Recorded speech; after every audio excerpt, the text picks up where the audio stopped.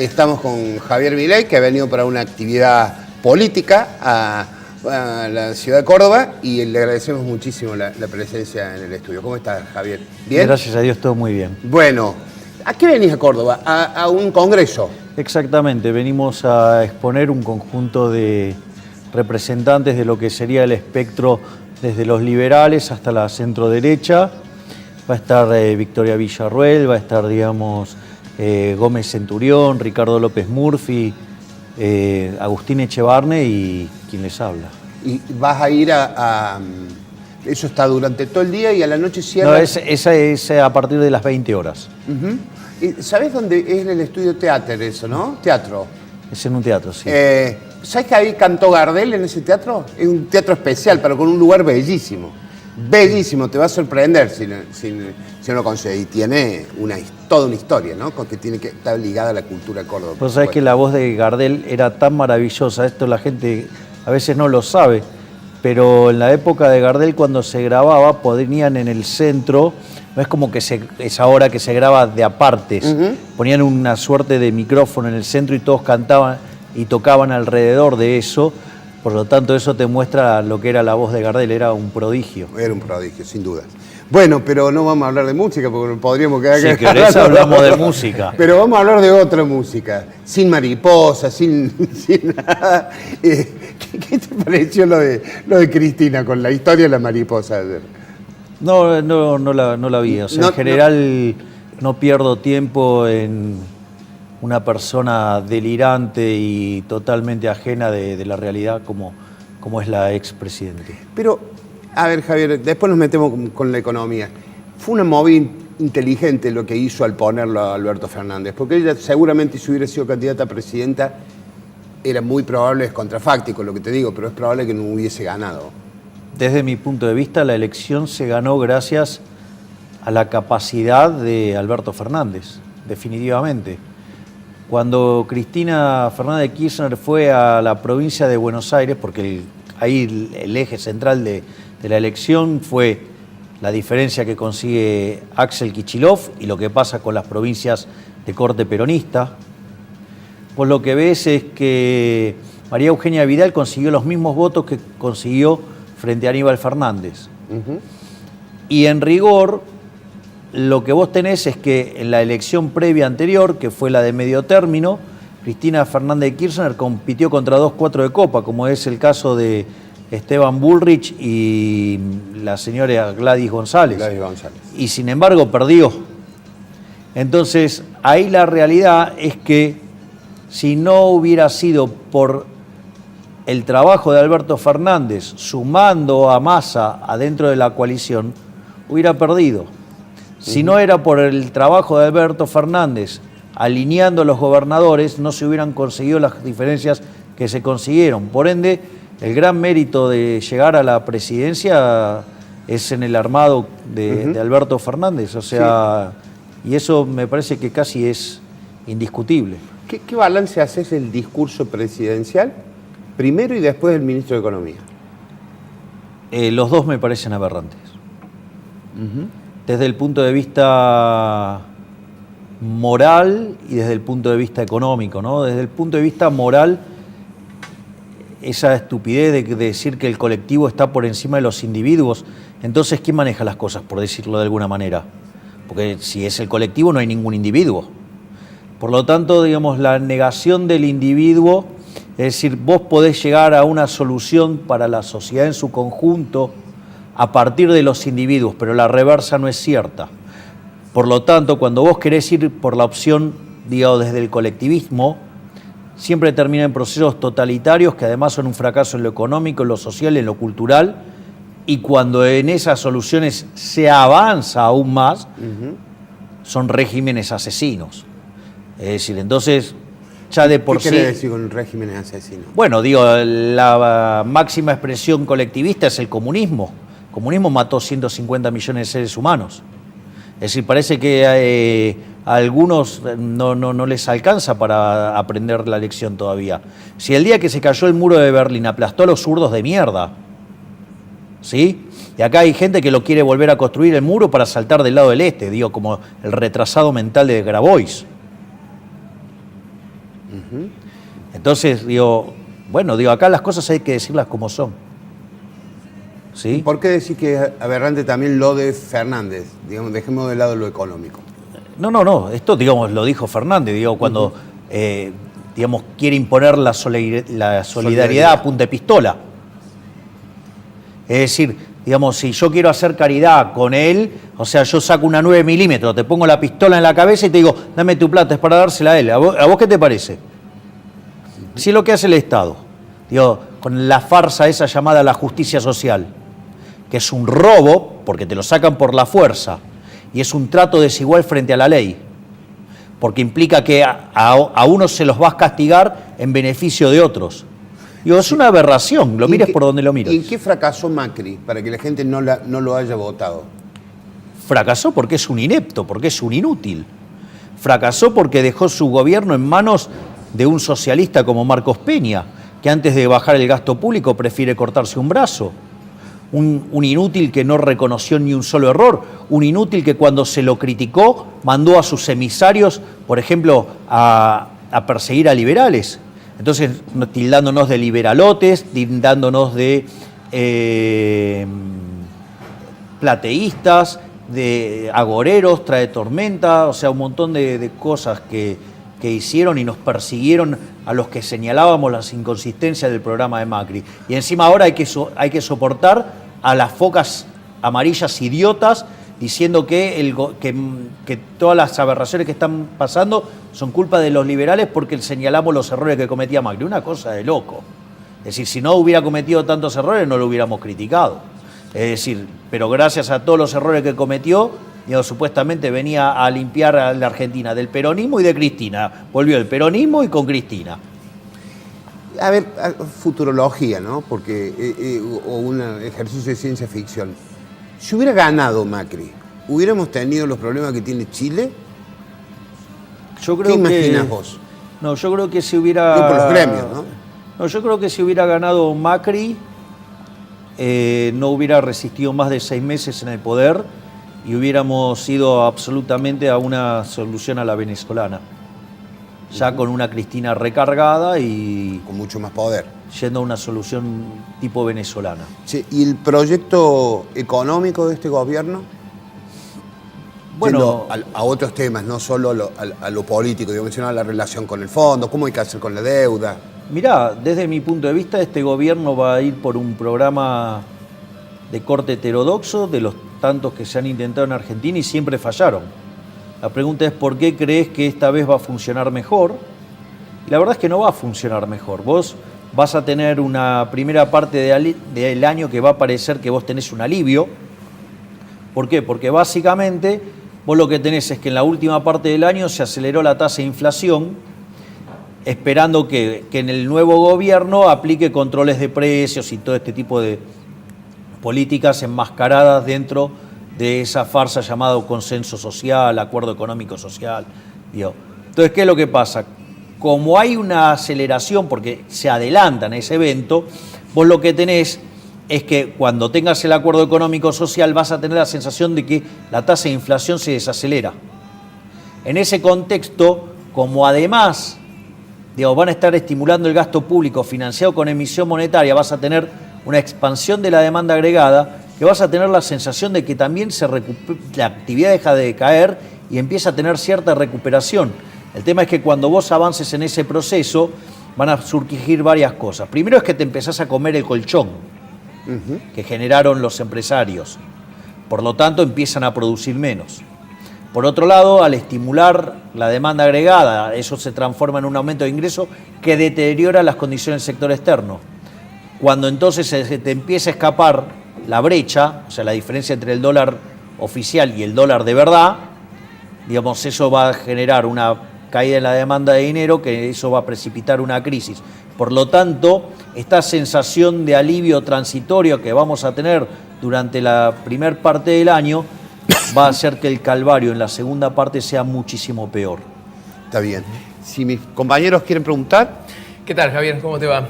Te pregunto, ¿el modelo liberal más puro puede funcionar en Argentina atento a la cultura que tenemos? Porque seguramente has escuchado esta frase, cada vez que hubo atisbos de liberalismo, aparecen los opositores y dicen, no, esto no funcionó y generó más pobres.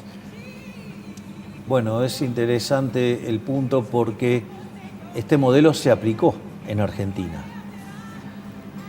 La Constitución de Alberdi de 1853 y puesta en funcionamiento a partir de 1860 hizo que, de ser un país de bárbaros en 35 años, o sea, en 1895, y eso está documentado en las bases de datos de Angus Madison, Argentina alcanzó el PBI per cápita más alto del mundo. Por lo tanto, digamos, el modelo liberal, si vos querés un país donde se lo aplicó y fue modelo del mundo, es en Argentina. Además es un modelo que es falso que genere pobres, porque aquellos países que son más libres, no solo es que son 8 veces más ricos que los reprimidos, sino que además el decil más bajo es más rico, 11 veces más rico que el equivalente en el país reprimido, pero además ese decil más bajo tiene el doble de ingreso que el ciudadano medio del país reprimido. Es decir, que está por lo menos con el doble de ingreso que el 80% de la población del país reprimido. Y la contracara a eso es que el modelo liberal genera 25 veces menos de pobres en el formato estándar y 50 veces menos en el formato extremo, el del menos de $1 diario. Por lo tanto, lejos de no ser posible, es un modelo absolutamente viable y que si vos verdaderamente estuvieras ocupado por sacar gente de la pobreza, por mejorar las condiciones de vida de la población, el modelo debería ser el liberal. El problema es que ese modelo va en contra de esas ratas inmundas, asquerosas, repugnantes, llamadas políticos. Y el problema está ahí. Bien, Javier, ¿qué tal? Buenos días. Buen día. Veía tu cuenta de Twitter y emitiste tu opinión sobre las políticas que dio Martín Guzmán en los otros días en la conferencia de prensa que dio. Y bueno, dijiste que no iba a haber, digamos, ajuste en el año 2020, pero que sí iba a tener que pagar retenciones, impuestos, bueno, a las ganancias y demás. Digo, en el gobierno de Macri, por un lado, se pidió que la gente blanqueara capitales y ahora ellos van a tener que salir a pagar más. Por un lado eso. Y por el otro lado, ¿quién estuvo pagando en estos 4 años? Porque de algún lado el dinero tiene que salir. En un gobierno sale de un lado, en otro gobierno sale del otro. Bueno, es interesante el punto que levantás porque habla de la inmoralidad del ministro de Economía. Es un mentiroso. ¿Por qué? Porque te dice que no va a haber ajuste en el 2020, pero va a subir bienes personales, va a subir retenciones, ¿sí? Va a subir impuestos a los bienes personales, va a subir ganancias, va a subir ingresos brutos en la provincia porque van a dejar de lado el pacto fiscal. Es decir, que cuando te habla de que no va a haber ajustes, la de los políticos no se toca, es decir, la de ellos no se toca, es decir, pero al sector privado lo van a seguir destrozando. Y además, también el gobierno anterior fue un gobierno absolutamente inmoral, que no tuvo nada de liberal, como suele decir mucha gente, porque si hay algo que es inmoral y es en contra del liberalismo es la deuda. Claro. Porque la deuda en el fondo, ¿qué es? Financiar la fiesta nuestra y que la paguen nuestros nietos, nuestros bisnietos, es decir, que la termine pagando esa fiesta gente que no vota o que ni siquiera nació. Es absolutamente inmoral porque vos te estás gastando la plata que no tenés y que la van a generar tus generaciones futuras. O sea, es como si, ¿me entendés? Él fuera al jardín de infantes, ¿sí? Espera que salgan al recreo y le roba el dinero a los chicos que tenían para gastar en golosinas. Es fuertemente inmoral, es un trato desigual frente a la ley y además donde estás perjudicando gente que ni siquiera nació. Hablando de ese tema, los que ni siquiera nacieron, tienen una alta posibilidad, un 40% de posibilidad de ser pobres. Hoy se dice que 1 de cada 2 chicos viven con problemas económicos en su familia. Sí, ¿Cómo soluciona eso? En el estudio de la UCA es 60%. El 60%, hasta el 60%. Bueno, pero tenemos unos delincuentes e inmorales que hacen la defensa de las personas de la tercera edad diciendo que son el sector más vulnerable de la población, cuando en realidad es el 12%. ¿No? Digo, vale la pena de hablar de este crimen que cometen esos impresentables, digamos, como el señor Semino o, digamos, la señora Clara Salguero o cualquiera de esos impresentables mentirosos que mienten sobre los datos de pobreza, ¿no? Porque en realidad lo que vos estás haciendo en esa defensa de la tercera edad, que es el segmento que, porque si vos tenés 40,8% de pobre de acuerdo al informe de la UCA, 60% en chicos y los jubilados son 10% o 12%, ¿sí? Evidentemente es el sector que mejor está relativamente. Entonces, cuando vos haces políticas que estimulan el gasto previsional, como la estupidez que quiere hacer este gobierno de incrementar las jubilaciones, así, jubileo, que implica aumentar el déficit fiscal entre 2 y 3 puntos del PBI, Sí. que lo van a financiar con emisión monetaria, con lo cual van a generar inflación castigando a los más pobres, lo que hay que tener en cuenta es que si vos encontraras algún mecanismo alternativo de financiamiento, seguirías contaminando el crecimiento económico y mandando más pibes a la pobreza. Es decir, esos impresentables, en el fondo, son grandes responsables de la pobreza de los chicos y que estemos hipotecando el futuro, porque pensá que 75 puntos porcentuales del crecimiento económico vienen explicados por el capital humano, y el capital humano tiene dos dimensiones. Una es que estudien y otra es que morfen. Y si no tienen para morfar, jamás van a poder estudiar como corresponde. Entonces, a esos, digamos que son los campeones de los jubilados, hay que enrostrarle que son unos mentirosos, porque eso está modificando políticas públicas que están perjudicando a las generaciones futuras y están hipotecando nuestro futuro.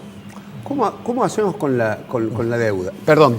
No, después. No, por favor. No, porque claro. antes Simplemente Sí. estaba hablando de la emisión. También se rumorea que tal vez se congelen, por ejemplo, los créditos UVA.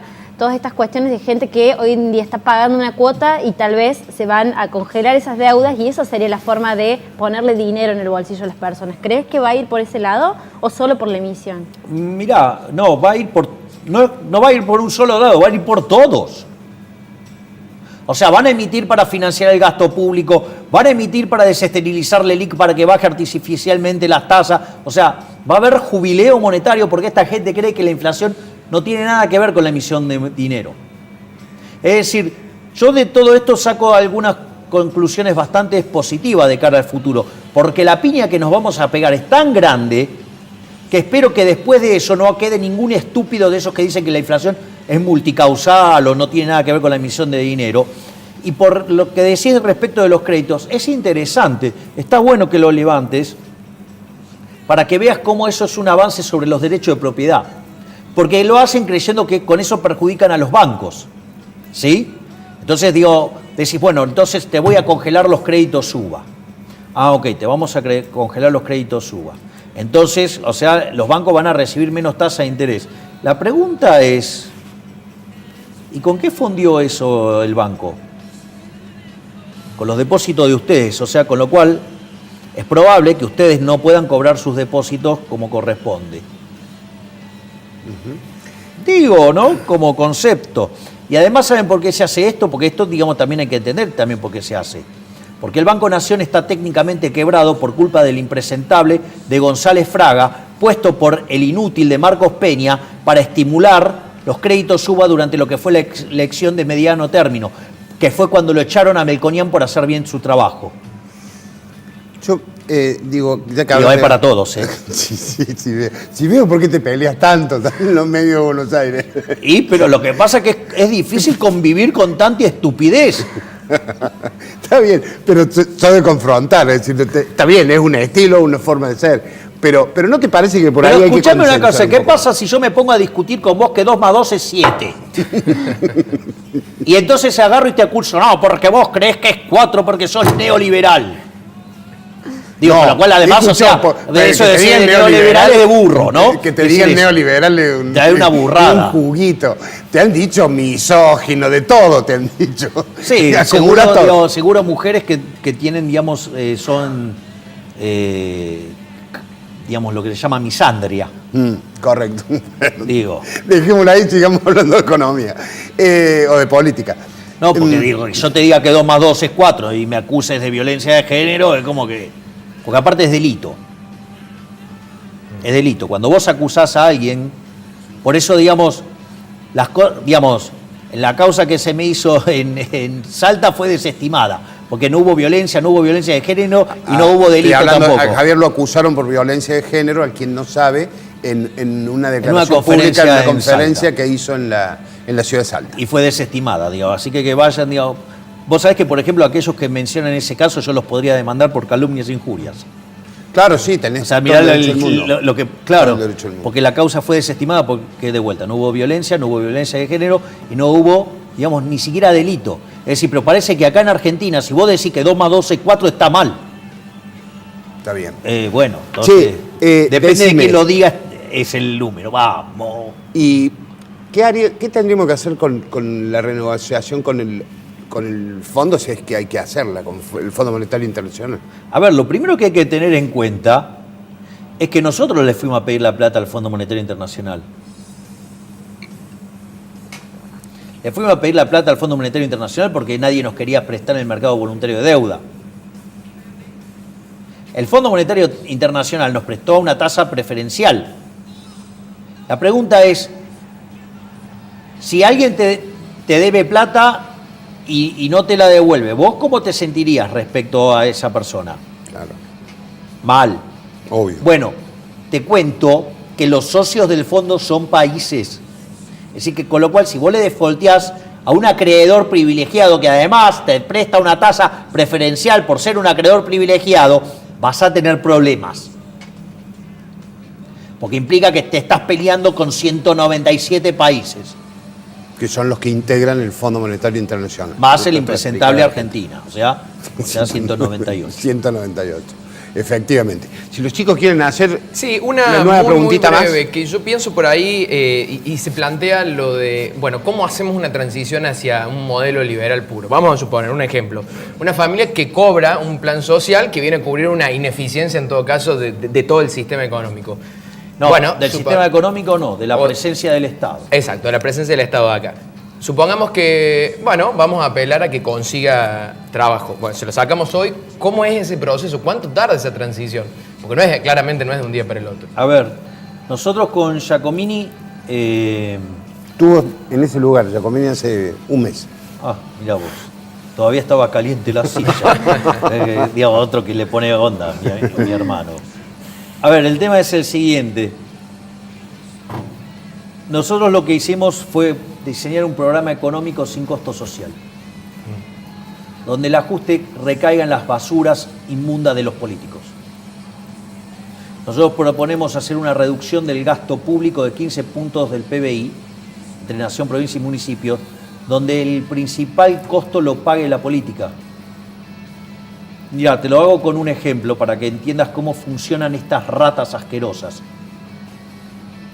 Porque usan a los pobres de escudo de sus propios beneficios de casta. Hay un estudio del BID, del Banco Interamericano de Desarrollo, que te puedo asegurar que no tiene las preferencias Milei en materia de gasto público. Y además es financiado por gobierno, con lo cual no puede decir las cosas con el estilo Milei tampoco. La peor región del mundo en términos de ineficiencia técnica del gasto público, ¿sabes cuál es? América Latina con 4,4% del PBI. ¿Sabes cuánto tiene Argentina? ¿Cuánto? 7,2%. Por arriba. No, por eso, nosotros somos los campeones. Pero además, lo interesante es que inventaron un término, un eufemismo que se llama filtraciones. ¿Ok? O sea, yo lo llamaría choreo. ¿Sabes cuánto tiene Argentina de choreo de los políticos? ¿Cuánto? 5 puntos del PBI. Mirá si habría para hacer ajuste sin que recaiga la gente. Entonces lo primero que te van a decir, no, bueno, es que vos querés tocar a la gente. No, yo no quiero tocar a la gente. Yo quiero ir contra los políticos. Quiero ir contra esas basuras que nos hunden. Es decir, los grandes responsables de la decadencia argentina son los políticos. Decime dónde tenés un político que sea pobre. Digo, había uno que había dicho que tenía 2 terrenitos y que con la política había ido para atrás. Después nos enteramos que no, que toda su vida habían sido empresarios exitosos del real estate. que en realidad la habían gestado como abogados que nunca tuvieron un caso. La última. Si Si Alberto... vos querés, hay más. Sí, claro, pero tengo un programa, un límite, después nos corren, vienen los que vienen después y nos sacan de acá. Sí, Bueno, mientras que sean los que vienen atrás y no que sean los cucarachos. no sé. Sí, Javier. Si viniera Alberto Fernández y te dijera, Javier, vas a ser mi ministro de Economía porque el actual no me gustó. Tenés 24 horas para diseñarme un plan. ¿Qué resumen de prensa me harías vos a mí para exhibirlo al público? Bueno, en realidad, tanto mi colega Diego Giacomini como yo y otro colega con el cual trabajamos que se llama Mariano Fernández, nosotros lo que pediríamos primero es que nos den el Banco Central para cerrarlo. Es decir, queremos erradicar de cuajo de por vida la inflación en Argentina. Pero nosotros de vuelta, en Libertad, Libertad, Libertad, explicamos este programa, es una reducción del gasto público de 15 puntos del PBI, donde básicamente los primeros 10 puntos se ahorran eliminando de cuajo la obra pública, yendo a un sistema de iniciativa privada a la chilena, eliminando de cuajo las transferencias discrecionales a provincias y de provincias a municipios, y eliminando de cuajo, los subsidios económicos, pero rediseñando los contratos. Y eso, una vez que la economía empieza a crecer, porque esto iría acompañado con una reducción de 10 puntos de la presión fiscal en términos del PBI, direccionando fondos hacia la oferta de la economía, es decir, porque le dejaste de sacar plata a las empresas, sin castigar al trabajo. Entonces, en la medida que después la economía empieza a crecer, vos podés avanzar en la reforma previsional y en la reforma, del Estado para que las personas se vayan del Estado con un régimen de retiros voluntarios. Entonces, vos ahí, no tendrías que tocar a nadie y podrías empezar un proceso de crecimiento, con lo cual eso te arreglaría el lado real de la economía y el lado monetario, evidentemente, vuelvo a repetirlo, eliminaríamos el Banco Central. Bien. Milei, ha sido un gusto tenerte en el programa. Gracias. Acá hablamos desde la democracia hablamos todo. Fuera de la democracia no habla nadie. Muchas gracias.